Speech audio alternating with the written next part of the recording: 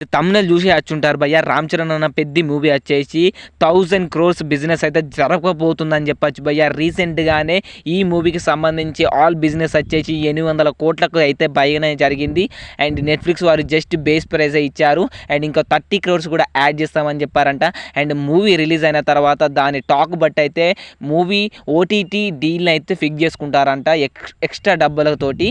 And ఏ మూవీకి జరగనంత ఈ మూవీకి అయితే డీల్ జరిగిందని చెప్పచ్చు.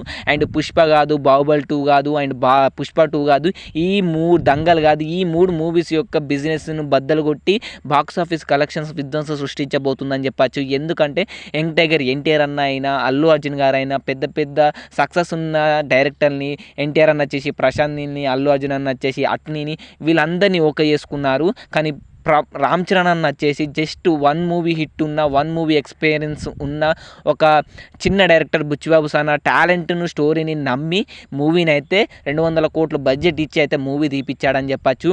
అండ్ ఈ మూవీ నుంచి రిలీజ్ అయిన ఫస్ట్ షాట్, ఈ మూవీ నుంచి రిలీజ్ అయిన పోస్టర్స్, అండ్ ఈ మూవీ నుంచి రిలీజ్ అయిన చికిరి చికిరి వరల్డ్ వైడ్గా ఎలాంటి సెన్సేషన్ క్రియేట్ చేస్తుందో మనందరూ తెలిసిందే. అండ్ డిసెంబర్లో వచ్చేసి ఈ మూవీకి సంబంధించి సెకండ్ సింగిల్ కూడా రాబోతుందంట. అండ్ ఇలా చికిరి లాంటివి ఒక 4-5 సాంగ్లు ఉన్నాయంట. ఒక మన విధ్వంసం క్రియేట్ చేసే సాంగ్స్ ఉన్నాయంట భయ్య. అండ్ ఈ మూవీకి జరగబోయే బిజినెస్ చూస్తుంటే మామూలు మైండ్ పోవట్లేదని చెప్పచ్చు.